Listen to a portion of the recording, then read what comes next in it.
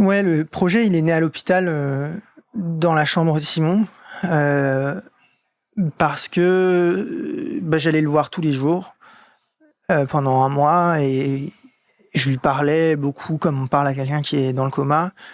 Et je lui ai dit que j'étais prêt à faire n'importe quoi pour lui montrer à quel point il comptait pour moi, à quel point il était incroyable et je l'aimais. Et du coup, je lui ai dit, mais tu sais quoi, je sais pas pourquoi j'ai dit le tour de la France, faire le tour de la France. Mais c'est ça qui m'est venu.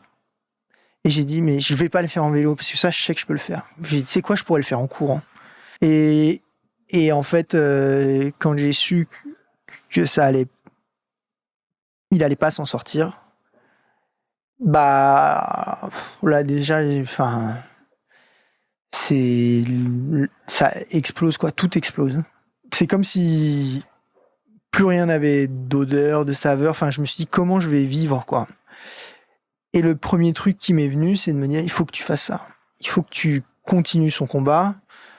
Il faut que tu portes son héritage.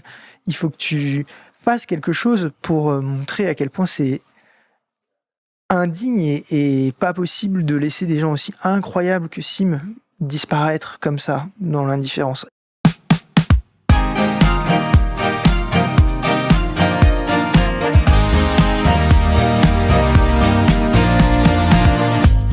Bonjour, je suis Mathilde Lenné et vous écoutez Le Moment.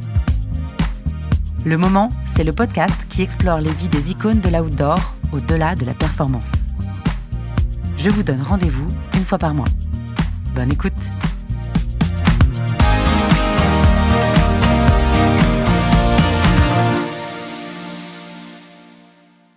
Bonjour à tous, j'espère que vous allez bien. Pour ce dernier épisode de la saison du podcast Le Moment avant une mini-pause estivale, je suis super heureuse de vous partager mon échange avec Louis Derrien. Louis, c'était un Parisien de moins de 30 ans comblé, avec un job de rêve chez les Others, un appart, une petite amie, des potes dans tous les sens, une famille et une fratrie unis et soudés. Et puis, en avril 2024, tout bascule, quand Simon, son petit frère, est emporté par la dépression. Alors, parce que la course à pied était un lien fort entre lui et Simon, Louis décide de se lancer dans le défi de sa vie et de créer, entouré d'une équipe de gens formidables, le projet Courir pour toi. Un tour de France en courant pour parler et faire parler de santé mentale. Parce que s'il y a bien un truc que Louis sait bien faire, c'est nous embarquer avec lui et nous partager son attachement à la vie, à l'humain, à la famille et à son frère bien sûr. Je vous laisse découvrir notre discussion pleine d'engagement, d'amour et de joie. Salut Louis. Salut. Ça va ? Ça va bien. Bienvenue dans le podcast Le Moment. Et je suis ravie de te retrouver ici à Annecy. C'est un peu chez moi, c'est un peu moins chez toi. Un peu moins, ouais. Mais tu m'as dit que tu connaissais un petit peu. Ouais, j'ai eu la chance de passer par ici pour le travail que j'avais avant et c'est toujours une ville qui m'a attiré, qui me plaît. Et là, en arrivant, en faisant un plouf dans le lac, je me suis dit que c'était quand même assez quali comme endroit pour vivre. Ouais, parce qu'on y reviendra, mais t'as fait ta petite étape aujourd'hui. Ouais. Et t'enchaînes tranquille. Voilà, j'enchaîne. Course à pied d'un côté et puis rencontre, médias, discussion. Après, on a un run social avec Oakley tout à l'heure. Donc, pour terminer la journée qui va être quand même bien chargée. Ouais, je pense. C'est clair. Ah, et je rencontre l'adjoint au maire de Chamonix pour signer le manifeste. D'Annecy, peut-être. J'ai dit Chamonix, Chamonix. Je suis un peu fatigué. C'est ça. Je rencontre l'adjoint au maire de Chamonix, d'Annecy. c'est dans quelques jours. C'est vrai. Les villes se mélangent. Voilà, donc ça fait quand même une bonne journée, ouais. Et donc, pour ceux qui ne te connaissent pas, et même si je te présente en introduction, tu t'appelles Louis Derrien, tu as 29 ans, et tu t'es lancé dans un projet un petit peu fou qui s'appelle Courir pour toi. Donc, Courir pour toi, c'est pas n'importe quoi, c'est 5800 km en 150 jours, d'ici Noël, en gros. Ouais. Donc là, tu es en short, mais tu vas pas courir tout le temps en short. Dans les Ardennes, en novembre, ce sera probablement plus le cas. Voilà, et donc tu te fais le tour de la France en entier. C'est ça. De Lyon, la banlieue lyonnaise d'où tu es parti, à la Bourgogne. Exactement. Si j'ai bien compris. Ouais, okay. Je reviens même chez mes parents de là où je suis parti. Ok. C'est assez drôle. Je suis parti d'un côté, il y a un chemin qui arrive de l'autre. Donc voilà, ce sera une vraie boucle. Ça doit être assez rigolo de partir de chez soi à pied, de revenir à pied en ayant fait entre les deux presque 6000 km. Je trouve ça c'est vrai. Dingue. Mais oui. Je vous raconterai ça quand ce sera fini. Oui, on a hâte. Et donc, tu cours pas juste pour le kiff. Tu cours pour sensibiliser sur les troubles psychiques et pour récolter des fonds pour la Maison Perchée. J'ai toujours tout bon. Exactement. Et ce projet, donc, il est né à la suite du décès de ton frère, il y a à peu près un an. C'est ça, il y a un an, le 24 mai 2024. Et donc, l'idée, c'est alors que tu nous racontes tout ça, mais pas que, mais c'est qu'on tisse un petit peu le fil de ton histoire, de votre histoire. Oui, avec plaisir. Bon. Et donc, la question qu'on aime bien poser en introduction, c'est est-ce que tu saurais trouver le moment, même si j'ai un petit doute, le moment où ta vie bascule? Il peut y en avoir plusieurs, mais est-ce que tu arrives à en définir un? Ouais, c'est le 28 avril 2024 à 10h, quand j'ai rendez-vous avec mon frère, et je sais qu'il est dans une phase de crise, donc ça faisait plusieurs jours qu'il était pas bien du tout, et j'étais vraiment à ses côtés à chaque instant dans ce moment depuis 7 jours. Et on avait rendez-vous, j'avais peur pour lui. Et je m'étais dit que si ça allait pas mieux, on irait à l'hôpital le soir. Et en fait, il est jamais arrivé à ce rendez-vous. J'ai appelé sur son téléphone, appelé, et c'est la police qui a décroché. Et là, mon monde s'est effondré. Ouais. Instantanément, il se passe quoi dans ta tête? À ce moment-là, c'est vraiment un déchirement. Tout s'arrête. Enfin, vraiment, la sensation de plus être dans son corps, c'est une douleur que je souhaite à personne et que j'oublierai jamais. Et puis tout de suite, je me raccroche à l'espoir. Je fonce le retrouver. Et le deuxième moment de bascule, je dirais, c'est dans la salle d'attente de l'hôpital, quand le médecin me fait rentrer dans la pièce dans laquelle personne veut jamais rentrer, et que j'ai le brief du médecin qui n'est pas très bon. Donc, mais il y a de l'espoir, alors je m'y attache, et je m'y attache pendant presque 30 jours, comme tous mes proches, toute ma famille. Et on a passé du temps à ses côtés, à le soutenir dans son combat, et ça a été un moment où j'ai vu que j'avais une famille qui était unie, très forte, et qui s'aimait comme je pense peu de familles s'aiment. Donc j'ai aussi eu conscience de la chance que j'avais à ce moment-là. C'est bizarre comme c'est dans ces moments un petit peu de crise qu'on réalise des choses qui paraissent évidentes, ou en tout cas qu'on veut pas voir au quotidien. Ouais, c'est vrai, je pense que c'est dans des moments comme ça où on prend conscience de ce qui est important dans la vie. Je me mettais beaucoup la pression sur des choses qui paraissaient complètement absurdes après, qui en valaient pas vraiment la peine, sur mon travail, comment respecter mes objectifs, me mettre beaucoup de pression pour ça, la reconnaissance sociale aussi, la reconnaissance professionnelle, vraiment devenir quelqu'un avec une carrière, investir pour être heureux plus tard. Et je me suis dit, mais ça n'a aucune valeur. C'est absurde, et ce qu'il y a de plus précieux dans la vie et dans ma vie, c'est les gens que j'aime, les gens qui m'apportent du bonheur, et c'est ces petits moments où on est dans le présent et tout s'oublie, tout s'arrête, qui sont complètement anodins, qui font que la vie est belle, et que elle mérite d'être vécue, quoi. Absolument pas ces petites choses,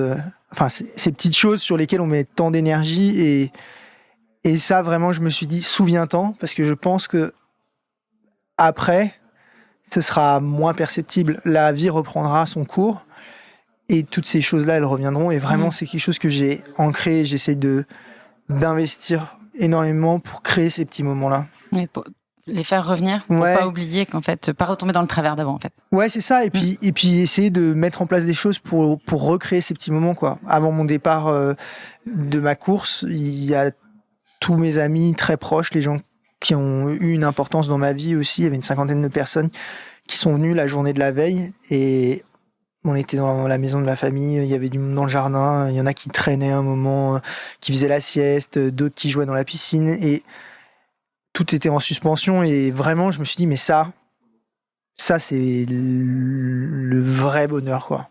Et ça, il faut le chérir, en profiter, et Ça vaut tout l'or du monde. On est complètement d'accord. Et pour revenir à ton frère, est-ce que vous y aviez eu des signes avant-coureurs de cette dernière crise? Alors, pas de cette crise, il n'y avait pas du tout de signe avant-coureur. Simon, ça faisait 2 ans qu'il n'avait pas traversé de crise. Il remontait la pente super bien. Enfin, il remontait la pente. Okay. C'est pas il remontait la pente, c'est juste il avançait dans son parcours contre la maladie très bien. Il était inséré professionnellement. Il avait des super résultats dans son taf, dans lequel il était à l'aise et il se sentait bien.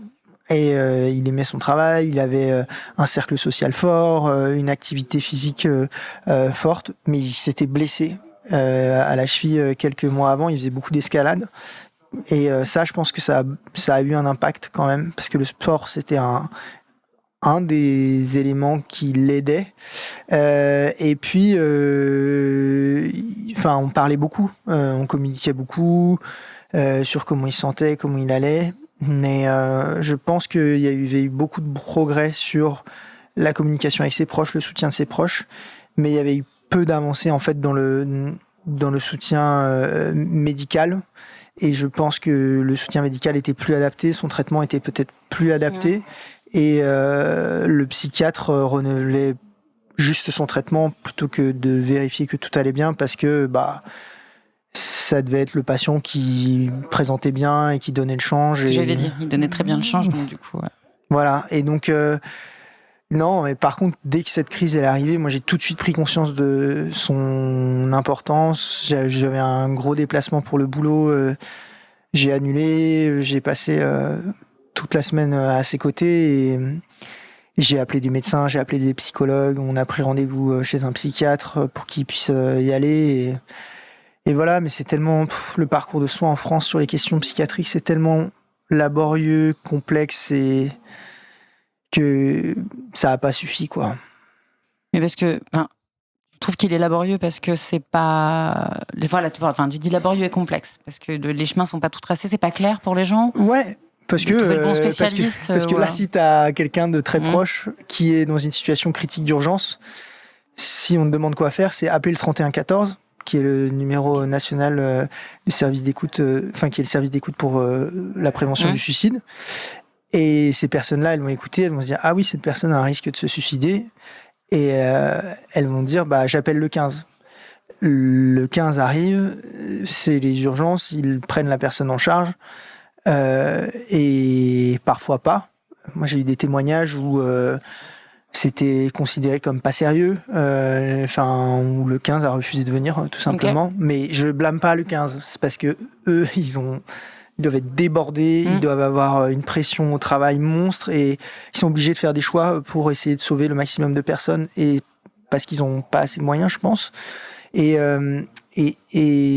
voilà. Et il n'y a pas les urgences psychiatriques, c'est un lieu qui fait peur aux personnes qui vivent avec un trouble. Et quand on dit allez aux urgences psy, c'est un peu la pièce qu'on jette en l'air et on ne sait pas si elle va tomber du bon côté parce qu'on peut arriver, c'est une prise en charge qui peut être dans un cadre assez difficile, violent. Les urgences, c'est les urgences, quoi. Donc ça fait peur, alors que je pense que dans ces moments-là, on a envie d'être pris dans un cocon en coton, quoi. Un coton bienveillant, où on prend soin. En fait, ce que j'ai vu quand mon frère était en soins palliatifs, quoi, où il y avait 4 personnes autour de lui, qui veillait à ce qu'il aille bien, qu'il ait le traitement qui convienne, qui était doux avec lui. Mais j'ai vu ce personnel soignant prendre soin de mon frère et ça, à la fois ça m'a aidé, mais à la fois ça m'a dévasté parce que je me suis dit il aurait besoin du 10e de ça.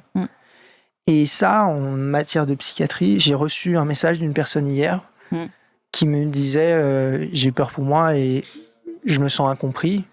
Et les psychologues, les psychiatres, le parcours de soins ne m'aide pas, c'est pas adapté, j'ai l'impression. Et elle me disait, ça me donne de l'espoir ce que tu fais. Donc ça m'a beaucoup touché. Ouais. Et en même temps, elle me disait qu'elle avait peur pour sa vie aussi, et elle me demandait de l'aide. Et la seule chose que j'ai pu dire, c'est ce que je viens de dire, appelle le 3114, le 15, ou rends-toi à l'hôpital aux urgences psy. Si tu sens que t'es border. Voilà. Ouais. Mais sauf que les urgences psy, dans les témoignages, ça peut être qui tout double, quoi. Vraiment, ça peut vraiment aider, ou des fois ça peut être des prises en charge qui sont difficiles parce qu'il y a un manque de moyens cruel. Et moi, c'est ça que je veux souligner. Il faut un parcours de soins avec des moyens, une prise en charge, ou comme quand on a un cancer, il y a un diagnostic qui est posé, il y a des échanges entre les médecins, les différents corps médicaux qui interviennent auprès du patient. Là, en matière de psychiatrie, d'un côté, il y a le psychiatre, de l'autre, il y a le psychologue. Il n'y a aucun vase communicant entre les deux. Avant, il y a eu les urgences, mais les urgences, des fois, il n'y a pas de passage du dossier entre les deux. Enfin, c'est méga chaotique et laborieux parce que c'est pas un secteur dans lequel on investit, et parce qu'il n'y a pas cette demande de la part de notre société. Et je pense que... Quand tu parles de demande, tu veux dire que les patients restent dans leur coin, ils Non, assument pas ? je pense que socialement, il n'y a pas de mobilisation citoyenne sur ces sujets-là. La maladie mentale, ça touche 1 personne sur 5 au cours de sa vie. Donc dans notre cercle super proche, il y a quelqu'un qui va être touché au cours de sa vie. Et en fait, c'est quelque chose dont on parle peu. Il y a beaucoup de tabous. Il y a peu de sensibilisation au cours, dans l'éducation, par exemple, dans l'éducation nationale. Moi, j'ai peu entendu parler de ces choses-là. Ça arrive tard. Voilà, ça arrive tard. Et en fait, les changements politiques, ils interviennent quand il y a une mobilisation citoyenne forte, notamment en matière de santé. Ça a été le cas pour le cancer. Avant, on parlait d'un long combat, une longue maladie. Dans les années 60, ça remonte. Mais c'est justement ce que j'allais dire. On a mis longtemps à assumer de dire mort d'un cancer ou même mort du sida. Ouais. Et alors, deuxième gros changement en matière de santé publique. Avant, on laissait mourir des jeunes dans des conditions affreuses, dans des chambres. Enfin, on voulait pas toucher ces gens-là. Et après, il y a eu Act Up, il y a eu des mobilisations citoyennes qui étaient des mouvements positifs. Et qui ont touché la société. Et les gens se sont dit, mais nous, on est en France, on a des valeurs, on est un pays avec un idéal, avec un hôpital public, un idéal de santé, c'est ce qui fait notre identité. Et il y a eu des mobilisations, et là, les politiques se sont dit, il y a un enjeu politique, il faut faire des choses. Et du coup, ils vont mobiliser les différents acteurs. Ils disent, en général, organisez-vous, arrêtez de chacun prêcher pour votre paroisse, quoi. Parce que là, dans la psychiatrie, c'est ce qui se passe, en fait. Il y a tellement peu de moyens que chacun se tire dans les pattes pour essayer de tirer le minimum de budget qu'il y a. Mais en fait, aujourd'hui, en médecine, la spécialisation principale choisie la première spécialisation choisie par les étudiants en médecine, c'est quoi ? C'est la chirurgie plastique et réparatrice. C'est pareil, je leur en veux pas. Mais c'est juste que nous, en tant que société, ce qu'on choisit de rémunérer de la manière la plus importante, c'est ce corps-là de la médecine. Et je trouve que ça touche beaucoup à une problématique aujourd'hui de notre société. On est plus dans beaucoup le paraître et on fait moins attention à ce qu'on renvoie à l'intérieur, enfin ce qui se passe à l'intérieur. Et tant que la carrosserie fonctionne et elle est belle, on va moins regarder le moteur. Mais voilà, alors que la psychiatrie, c'est la 40e. Je pense que c'est plus le problème, c'est les conditions qu'on propose pour ce type de soins. C'est-à-dire qu'en psychiatrie, aller faire de la psychiatrie dans des conditions précaires, où il faut gérer, je sais pas combien de patients. Je sais même pas combien de patients un psychiatre doit avoir. Moi, mon frère, il avait un rendez-vous tous les 3 mois de 20 minutes. C'était le seul slot qu'il avait. Vous ne pouvez pas avoir plus. Okay. Pas plus. Et quel suivi ? Le psychiatre, il savait même France, pas. Ou c'est global, tu penses, ou c'est lié à votre région ? Ah non, je pense que c'est global en France. Okay. En pédopsychiatrie, pour une urgence, il faut 6 mois pour un rendez-vous. Okay. Et en fait, c'est pas de la faute du pédopsychiatre. Non. Le problème, c'est juste, il faut plus de pédopsychiatres, il faut plus de moyens pour ces personnes-là, pour qu'elles puissent donner des soins qui répondent à ce que vivent ces personnes. Et parce que sinon, les autres, elles se mènent, enfin, les psychiatres eux-mêmes, les médecins eux-mêmes se mettent dans une situation de danger. Enfin, c'est horrible, quoi. Enfin, c'est très difficile. Donc, moi, c'est ça que je veux faire avec ce projet. C'est sensibiliser, essayer de faire prendre conscience et voilà, essayer de créer une forme de mouvement où on se dit, mais oui, nous, on est d'accord. Nous, la santé mentale, ça compte. On a envie de faire avancer ces choses-là. On a envie qu'on puisse plus prendre soin des autres. Et comment comment t'arrives à cette décision-là de créer ce projet-là sous cette forme-là, au moment où justement tout bascule? Est-ce que c'est né à l'hôpital, ton projet? Ouais, le projet, il est né à l'hôpital, dans la chambre de Simon, parce que j'allais le voir tous les jours pendant un mois et je lui parlais beaucoup comme on parle à quelqu'un qui est dans le coma. Et on essaie de donner tout ce qu'on peut comme énergie, comme force. On aimerait prendre ce que l'autre vit et donner de l'espoir. Et je lui ai dit que j'étais prêt à faire n'importe quoi pour lui montrer à quel point il comptait pour moi, à quel point il était incroyable et je l'aimais. Et je lui ai dit, je serais prêt vraiment à faire un truc impossible pour toi. Et je courais à ce moment-là parce qu'on avait fait le marathon de Paris quelques semaines avant. Il était d'ailleurs venu m'encourager avec un smile de fou. Enfin, il était trop bien à ce moment. C'est mon dernier très beau souvenir avec lui. C'est chouette, c'est pas longtemps avant. Ouais, oui, non mais c'est clair. Mais et du coup, je lui ai dit, mais tu sais quoi, je sais pas pourquoi j'ai dit le tour de la France, faire le tour de la France. Mais c'est ça qui m'est venu. Et j'ai dit, mais je vais pas le faire en vélo parce que ça, je sais que je peux le faire. J'ai dit, tu sais quoi, je pourrais le faire en courant. Et quand j'ai dit ça, j'ai eu peur, quoi. Vraiment, je me suis dit, c'est impossible. Je peux pas faire ça. Et tout de suite, je me suis dit, mais je vais faire ça. Et comme ça, quand il sera en train de se rétablir, il verra que je suis en train de courir pour lui. Il y aura des gens derrière qui diront que mon projet, ça leur parle, que Simon, ça a l'air d'être un gars incroyable.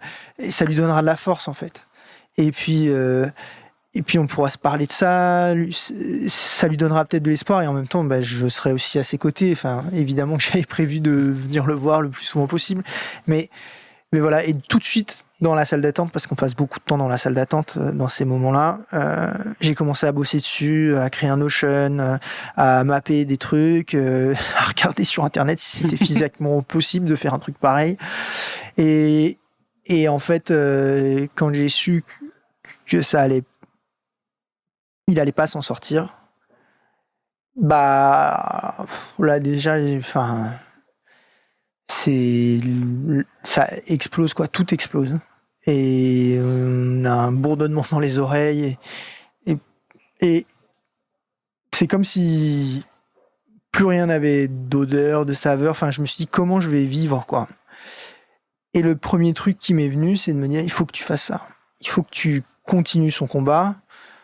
Il faut que tu portes son héritage.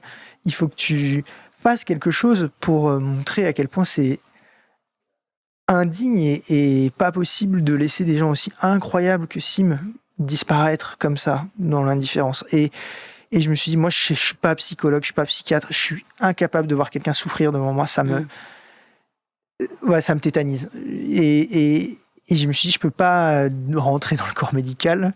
Mais je me suis dit, je sais courir et je sais à peu près communiquer. Je vais essayer de faire ça, quoi. Et c'est le premier truc qui m'a fait me dire, qui m'a donné de l'espoir de revivre un peu, qui m'a donné envie d'avancer, quoi, de ravancer et pas juste me renfermer et comme une coquille d'huître, quoi. Et j'en ai parlé à ma sœur, Pauline, à qui j'avais déjà parlé du projet. Elle m'a dit, c'est une bonne idée, il faut vraiment que tu le fasses. Faut que tu le fasses, je t'aiderai. Et elle m'avait déjà dit qu'elle me suivrait. Et j'ai quitté mon travail, j'ai décidé de quitter mon travail un mois après. Je l'ai quitté vraiment au mois de décembre, pardon. Mais j'ai mis toute mon énergie depuis à ce moment-là. J'ai commencé à m'entraîner dès le mois de mai. Hein. Et au mois de juin, j'avais mon entraîneur Nicolas Bigot qui a commencé à me prendre sous son aile. Mais heureusement qu'il a été là et qu'il est là. D'ailleurs, je dois l'appeler ce soir pour faire le débrief. Et puis j'ai une préparatrice mentale, Camille. Et puis l'équipe s'est renforcée, constituée. C'est tous des gens que j'aime, qui ont vu que j'avais besoin d'aide et qui se sont dit, je le fais pour Louis, je le fais pour Sim, mais vraiment juste parce que ça leur tient à cœur, quoi. Et ça m'a donné de l'espoir aussi. de voir qu'on pouvait s'entraider et qu'ensemble, on pouvait faire des choses géniales.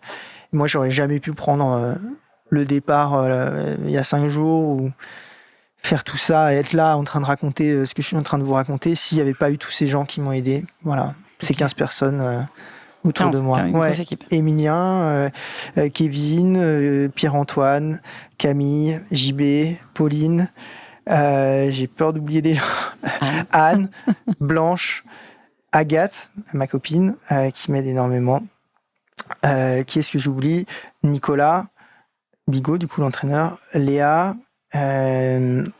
Jonathan, Pierre, et j'oublie une personne. C'est dur. Fatigué en même temps. Je suis fatigué, voilà. Désolé. Et le petit chien. Laurine, Ouais. voilà. Et le petit teckel. Et le petit teckel. Bien entendu. Alda, le teckel voyou. Il m'a l'air d'être sacrément... C'est une vraie petite voyou. C'est ça, une petite voyou. Ouais, pas de souci. Et la maison... Mais l'autre, 1, 2, 3. Et la maison perchée, du coup, comment vous l'avez choisie? Pourquoi? Eh ben, c'est Pauline qui a géré ça d'une main de maître. On s'est tout de suite dit que ce projet, on voulait qu'il ait plusieurs facettes. D'abord, sensibiliser et donner de l'espoir aux personnes concernées. Essayer, en tout cas. Aider au moins une personne. C'était l'objectif, d'aider au moins une personne. Avec ce projet, on voulait aussi porter la mémoire de Simon et montrer qui il était et montrer à quel point on était fiers de lui. Et aussi avoir un impact très concret en récoltant des fonds pour une association qui est engagée auprès des personnes qui vivent avec un trouble et qui est au contact de ces personnes, qui leur donne des moyens pour mieux vivre, mieux se sentir. Et Pauline a fait un travail de recherche extrêmement conséquent. On a passé des appels, et ça a tout de suite accroché avec la Maison Perchée. C'est une association qui est basée sur la paire-aidance. Donc c'est le soutien entre pairs, donc des personnes qui ont un trouble psy, qui ont déjà une certaine expérience, qui ont su avancer, se construire, et qui partagent cette expérience et qui échangent avec d'autres personnes qui vivent avec un trouble psy, qui sont peut-être qui connaissent leur trouble depuis moins longtemps. Et c'est prouvé que ça a un impact vraiment positif pour progresser contre sa maladie. Et c'est très complémentaire avec le soin et aussi l'activité physique, ce genre de choses. Et puis je pense qu'il y a aussi le côté avoir moins peur d'en parler, parce que le sentiment que j'ai, ce que je te disais tout à l'heure, que j'ai eu la chance d'échanger avec Léa Vigier, qui elle est plus focalisée sur tout ce qui est bipolarité. Mais ça reste une problématique assez similaire de mise en lumière de la maladie mentale, assumer de l'être, ne pas se dire qu'on devient fou, ou qu'on est fou avec. Mais il n'y a pas de fou et de gens normaux d'un côté. C'est l'image du fou des dessins animés, des films, des trucs d'avant. La camisole, tout donc, ça. Voilà, la camisole, assumer tout ça, en parler à la jeune génération aussi, pour qu'elle ose aussi mettre le doigt sur tout ça. Et donc, elle fait aussi son action, elle est aussi orientée vers la Maison Perchée. Je trouve ça hyper intéressant. Bien. Et j'ai l'impression que cette association, elle est assez forte justement pour ça, pour faire parler. Et je me dis que s'il y a plusieurs personnes de votre tempe qui continuent de focaliser là-dessus, ça peut vraiment être hyper porteur pour la cause. Et je trouve ça super intéressant. Mais c'est vrai que cette association en particulier commence à beaucoup faire parler d'elle. Et je trouve ça chouette parce qu'il y a vraiment ce côté d'assumer, de parler de sa maladie à ses proches, que ce soit ses amis ou sa famille. Et c'est pas si simple que ça. Et avoir des gens à qui on peut en parler, qui ont déjà la maladie, c'est comme pour tout choc psychologique qu'on a eu. Pouvoir en parler avec des gens qui ont vécu ce qu'on a vécu, c'est toujours plus simple que d'en parler avec quelqu'un qui va dire On se sent un peu plus compris en général. Un peu plus compris, je pense. C'est pour ça qu'il y a des événements non mixité, ce genre de choses aussi. Enfin, c'est hyper important quand on fait face à certaines difficultés, de s'appuyer sur ses pairs et de leur expérience. Et franchement, nous, la Maison Perchée, on n'a pas hésité une seconde parce que c'est vraiment des personnes qui sont concernées. Soit c'est des psychologues ou des personnes qui vivent avec un trouble psy elles-mêmes. Et donc des personnes qui se disent on veut faire quelque chose qui nous aide. Et c'est pas si commun que ça en matière de psychiatrie de trouver des assos qui sont des personnes concernées ou qui proposent des choses pour être mieux sur le long terme, quoi, et pas juste un service d'écoute. Oui, c'est ça. Et du coup, l'objectif du tour, c'est de récolter 100 000 euros, je l'ai dit 100 000 tout à l'heure. Ouais. via une cagnotte. Absolument. donc- On vient de passer les 40 000 euros. Oui. N'hésitez pas. Jour 4, 40 000, nickel. Ouais, mais alors ça, c'était parce que... Moi, j'ai toujours aimé un peu tricher à l'école. Voilà, j'étais un peu du genre à préparer mes petites anti-sèches, tout ça. Donc, je me suis dit, faut qu'on communique avant. Pour qu'un projet marche, il faut qu'il soit compris avant son départ. Et donc, j'ai commencé à parler de ça, à lancer cette cagnotte. Je l'ai lancée début février. Oui, au moment du Paris-Londres. Ouais, exactement. Okay. Je me suis dit, je vais faire Paris-Londres. Ça va parler aux gens. Je vais pouvoir pousser la cagnotte. Et franchement, c'est incroyable. Déjà, j'avais comme objectif de partir avec 25 000 euros avant le départ. On vient de passer les 40 000 au bout de 5 jours. Donc voilà, merci à toutes les personnes qui donnent. Et si vous êtes concerné ou que vous souhaitez faire quelque chose sur ce sujet-là, et ben, c'est aussi ce que je voulais faire avec ce projet. C'est donner un moyen aux personnes qui voulaient agir, et ben, de le faire assez facilement, sans avoir à se lancer dans un Tour de France en courant. Ils peuvent venir courir avec toi. D'ailleurs, tout à l'heure, il y a un run... une session Gump, exactement. J'adore le nom, pour que les gens puissent se rejoindre à toi sur le terrain, en courant, mais tu peux participer de différentes façons. Ouais, exactement. Chacun peut y trouver son compte à sa manière, en venant courir sur des sections Gump, qui sont des événements communautaires où on se retrouve, on partage quelques kilomètres ensemble, surtout un moment positif, et après un verre en général, ou alors c'est juste me faire un coucou sur le bord du chemin, ou alors ça peut être participer auprès participer en faisant un don sur la levée de dons pour la Maison Perchée, ou encore il y a aussi la possibilité tout simplement d'envoyer un message à cette personne qu'on sait qui va pas forcément bien et essayer de lui tendre la main pour savoir si elle a besoin de soutien, comment on peut la soutenir. Sans être invasif, évidemment. La meilleure chose à faire dans ces cas-là, c'est écouter et demander ce dont la personne a besoin. Voilà. Et donc, tu disais tout à l'heure que ça t'a fait très peur quand tu as imaginé ce grand tour, parce que tu te dis, mais... J'ai toujours peur. Ça, tu sais quoi, tu ne montes pas trop. Mais tu t'es un petit peu entraîné. Ouais. Voilà. J'ai beaucoup travaillé. Quand même. Ouais. Comme tout, en fait. Ouais. Pour y arriver. Faut se donner un peu de mal. T'as tout de suite trouvé ton coach ? Ouais, j'ai eu une chance incroyable. C'est Cécile, la propriétaire de Alda, le petit teckel voyou, et qui connaissait Nico. Et elle m'a dit, tu vas voir, c'est un coach incroyable. Il est très sensible et il fait très attention au bien-être des personnes qui l'entraînent et il se met vraiment au service des personnes qui l'entraînent. C'est un ancien pompier d'ailleurs. Et c'est vraiment... J'ai tout de suite senti que ça allait le faire. C'est quelqu'un qui m'inspire déjà dans son discours, qui est extrêmement bienveillant, qui prend soin de moi. Je lui ai dit, dans mes objectifs, je veux pas m'abîmer. Je veux juste faire quelque chose qui me challenge, mais je veux pas me casser, quoi. C'est pas un truc autodestructeur que je veux faire. Et voilà, il m'a tout de suite beaucoup écouté. Il a su me motiver tout en gardant une forme de sensibilité. Voilà, moi, je suis quelqu'un de très sensible. J'ai besoin de douceur. Et alors, Nico, c'est un gros mec baraque, hein, bien baraque. Donc, c'est un coach, quoi. C'est un bon coach, bien physiquement hyper solide et hyper complet. Il court le marathon plus vite que moi, hein, quand même. Hein, alors qu'il fait, je pense, 40 kilos de plus. C'est son métier. Ouais, c'est vrai. Voilà. C'est vrai. Mais c'est pour dire à quel point il est complet. Et c'est quelqu'un qui m'a mis aucune pression. Jamais de pression. Et toujours à l'écoute. Et voilà, j'ai toujours eu l'impression que si j'écoutais ce qu'il me disait, ça allait le faire. Et les moments où il m'a dit de lever le pied, j'ai levé le pied. Les moments où il m'a dit de aller, et là, il faut y aller, il faut te mettre un coup de pied au cul, je l'ai fait. Et ça a payé, quoi. Pour le moment, ça paye. Bon, c'est cool. Et tu t'es préparé aussi psychologiquement ? Ah ouais, absolument. Moi, j'ai la chance d'avoir commencé un parcours un suivi psychologique avec une psychologue depuis presque 7 ans maintenant. Et je pense que c'est la meilleure décision de ma vie. Et du coup, ça m'a donné déjà beaucoup d'armes en amont pour vérifier que je faisais les choses pour des bonnes raisons. À côté de ça, j'ai l'aide de Camille Soyer, qui est ma préparatrice mentale. Et ça, c'est aussi important que la préparation physique, en fait. J'ai tout un tas d'outils dans une trousse à outils pour m'en servir dans les moments difficiles pour mieux les vivre et passer au travers des tempêtes sans trop ramasser, parce que sinon mentalement on peut vite beaucoup souffrir.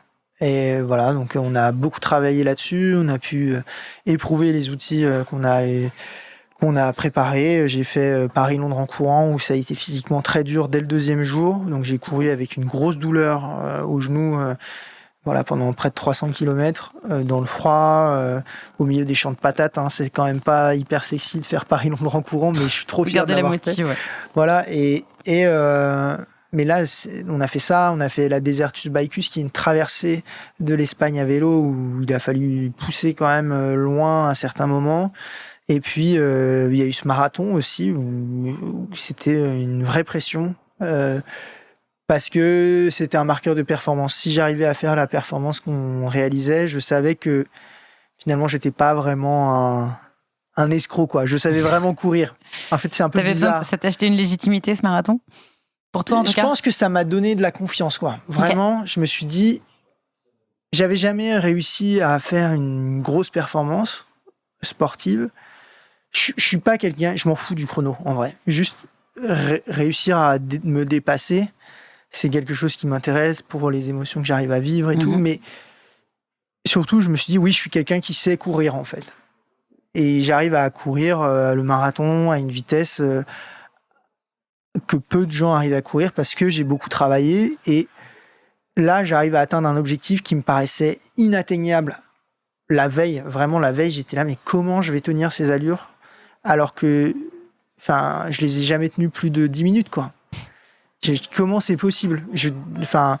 Et j'ai écouté ce qu'on m'a dit de faire. J'ai suivi le plan stratégie nutritionnelle, j'ai suivi les conseils de Camille pour les outils mentaux, et j'ai fait la prépa que Nico m'avait dit de faire, et ça l'a fait. Et ça, je me suis dit, ok, cet objectif, on l'a atteint, donc c'est quand même...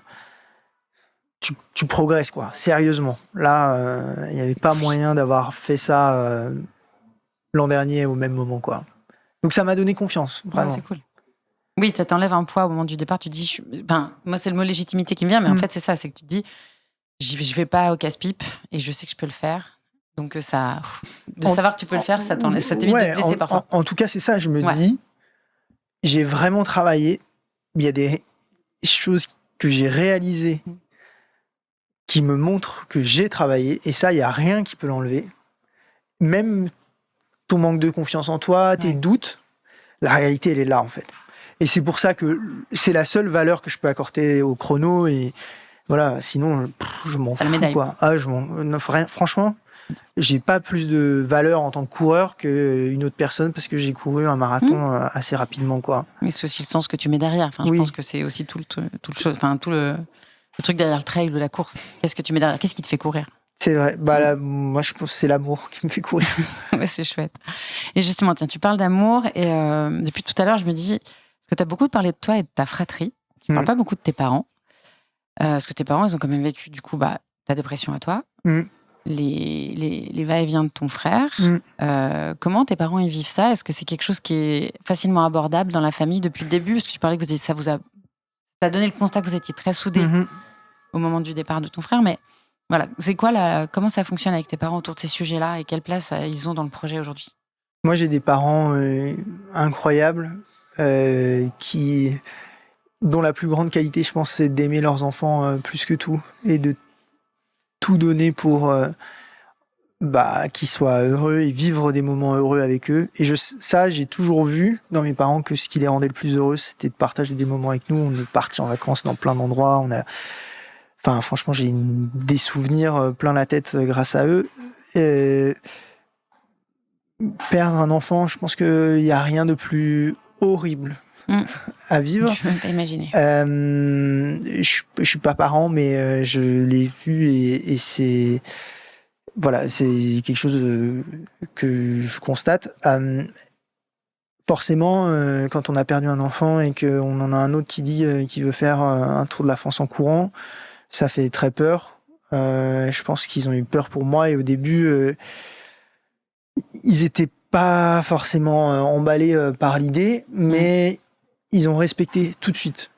Ils ont jamais essayé de m'en dissuader, mais juste c'était difficile pour eux d'en entendre parler. En plus, ça remettait la douleur de la perte de Simon sur le tapis à chaque fois. Donc au début, ça a pris du temps et après quelques semaines, tout de suite, ils ont compris et ils m'ont soutenu, quoi. Et vraiment, j'ai jamais douté du soutien de mes parents. Et je pense que j'aurais jamais pu prendre ce départ aussi si j'avais pas leur soutien, parce que au fond de moi, et ça, je pense que c'est un truc qu'on se rend compte vraiment quand on perd ses parents. Moi, ça m'est pas arrivé, mais avec ce qui m'est arrivé, je pense que j'en ai pris conscience. C'est que tant qu'on a encore nos parents, et qu'on a eu des parents qui étaient présents pour nous, et on a toujours l'impression qu'il y a quelque chose qui nous retiendra. Et comme une ceinture de sécurité, où quand on tombe, ils nous ramasseront. Et voilà, je me suis dit, moi j'y vais là. Je lâche beaucoup de choses, je fais beaucoup de sacrifices, je prends des risques en les limitant au maximum. Mais au fond, même si je me casse la gueule en beauté, je pourrais toujours compter sur mes parents, mes frères et sœurs aussi, mon frère et ma sœur aussi, mais voilà. Et quand je leur ai vraiment expliqué ce que j'allais faire, pourquoi j'allais faire, ils ont compris, ils m'ont tout de suite soutenu. Ils étaient à l'arrivée à Paris-Londres, et là, le départ, ils sont tout organisés pour passer ce moment tous ensemble. Ils m'ont dit à quel point ils étaient fiers de moi, et et j'ai Simon dans une jambe et ce genre de choses dans l'autre, quoi, avec mes proches, mes parents, mes amis, mon frère, ma sœur. C'est le carburant. Ouais, voilà, c'est ça. En fait, et ça porte loin, quoi. Et moi, je les trouve extrêmement courageux et je suis impressionné par leur force, parce que ils arrivent à être là d'une manière incroyable pour nous trois, alors qu'ils ont vécu quelque chose de très difficile. Donc voilà, ils le prennent très bien, et c'est aussi grâce à eux que j'arrive à aller courir chaque matin. D'ailleurs, ils me rejoignent pas demain, après-demain. Pour ma journée off, je serai vers Entremont. J'allais dire, ils vont courir. Mais le lendemain, ils viennent, il y a tous leurs potes, ils ont mobilisé tous leurs potes, ils ont organisé un week-end spécialement pour ça, dans un méga gîte. Voilà, ils vont essayer de prendre soin de moi. Mon père, et là, il était au téléphone, il a dit, alors, le samedi, pour ta journée de repos, si tu veux, je vais te masser, et puis je vais te faire des étirements, je vais te montrer, tu vois.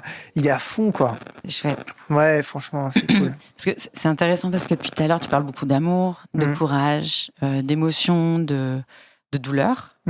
Mais ce qui est assez notable quand on te suit, c'est que les contenus que tu crées sont ultra positifs, ultra joyeux, sont pleins d'énergie. C'est des claques c'est très bien foutu aussi en termes de storytelling. Ouais, c'est Agathe qui fait ça, elle est très forte. Je pense que c'est quand même, voilà. Donc, et je me dis, est-ce que c'est un brief? Est-ce que c'est toi? Est-ce que c'est l'énergie du collectif, du sport? Est-ce que c'est ton groupe qui crée? D'où ça vient? Est-ce que c'est spontané? Est-ce que c'est aussi spontané que ça en a l'air? Ouais, je pense que c'est vraiment... c'est comme ça que je vis mon aventure. Et c'est comme ça que j'ai envie de vivre, quoi.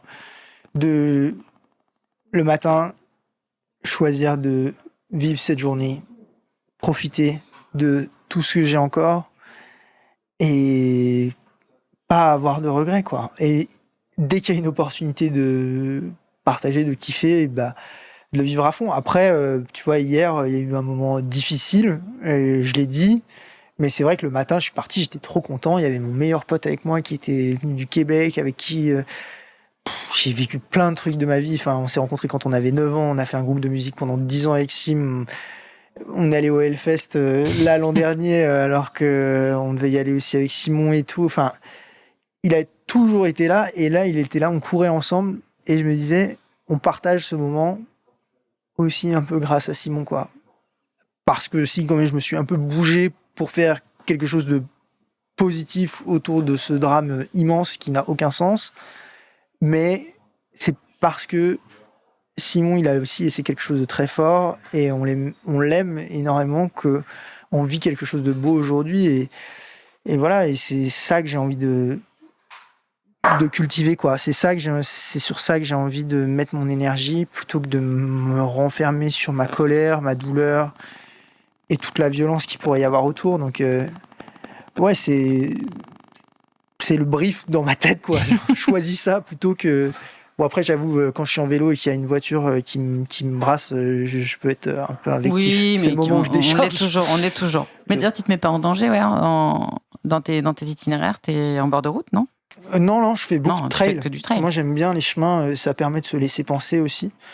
Et après, il y a des moments où je passe sur la route, mais c'est des petites routes. Et comme je bossais dans un média avant où il fallait beaucoup mapper des trucs aussi, j'ai une bonne expérience pour le mapping. Après, je dis ça, tout à l'heure, j'étais au milieu de la cambrousse dans un champ, il fallait chercher le chemin. J'ai déjà les jambes toutes rayées par les ronces.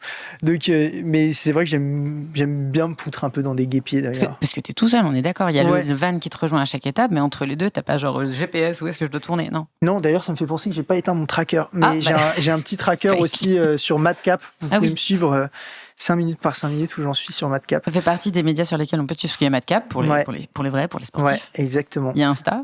Il y a Instagram, il y a TikTok aussi. Bon, j'essaie de publier des choses sur LinkedIn, mais j'y suis pas trop. Et puis il y a le site internet. Et le site courirpourtoi.fr sur lequel vous pouvez faire un don. Le don, exactement. Je crois que je l'ai assez dit, c'est bon, j'arrête. Non, le redire à la fin. Et du coup, en début d'entretien, je te posais la question de c'est quoi le moment de bascule. On va pas tarder à être au bout de notre échange. Et j'aimerais bien te demander pour toi, c'est quoi le prochain moment? Celui que t'attends? Franchement, j'en sais rien. Et c'est ça qui est trop bien. C'est que avec ce projet, je sais pas de quoi demain est fait, quoi. Et c'est un peu ça la vie, c'est ça l'aventure, c'est de prévoir des trucs pour pas savoir ce qui va se passer, ou prévoir des trucs pour qu'il se passe autre chose. Et c'est là qu'on se sent vivant, quoi. Donc, je vis au jour le jour, quoi. Et pour le moment, ça va, j'ai mal nulle part. Enfin, j'ai les jambes lourdes, quoi. Je suis un peu fatigué, mais peut-être que demain, ça va être génial comme c'était génial aujourd'hui. Peut-être que ça va être hyper dur, j'en sais rien. Mais il y a le Mont Blanc quand même. Je vais faire l'ascension du Mont Blanc le 30 juin avec mon grand frère Mathieu. Ça va être un moment fort parce qu'on fait beaucoup de montagnes ensemble. Mais oui, il y a des étapes qui vont me marquer. J'ai une étape dans le Beaufortin le 5 juillet, je crois, qui a avec près de 2500 mètres de D+. Celle-là, j'y pense un peu, forcément. Mais quel est le prochain moment de bascule? Non, pas forcément un moment de bascule, plutôt un moment que t'attends. Le moment que j'attends. Ouais. Et ben... Là, j'ai hâte de retrouver mes parents. Mais franchement, je les attends tous, quoi. C'est tellement... Chaque journée, tu l'attends. Ouais. De pied ferme. J'attends moins les Ardennes, quand même. Là, en plein mois de novembre. Et ça veut pas être... tu vas pouvoir te projeter dans ce qu'ont vécu certains. Ouais, voilà, c'est ça. Ouais, c'est clair. Non, mais c'est terrible. Mais bon, les personnes qui vivent dans les Ardennes, je suis sûr que je vais être bien surpris. Et ça va être une belle région. Ne vous inquiétez pas. En plus, ça sera en bout de projet. Il y a plein de gens qui vont venir courir avec toi. C'est vrai. On fera des ravitaux spéciaux là-bas. Ouais. Moi, j'ai arrêté de boire de l'alcool, donc je pourrais pas prévoir ces petits ravitaux spéciaux, malheureusement. Suite à ça. Ouais. Dans le cadre de la prépa. Ouais, et même comme j'ai vécu ce moment très douloureux de la perte de mon frère, je sais que boire, ça peut faire vite vriller quand on n'est pas bien. Et je suis quelqu'un qui peut être à fond dans tout.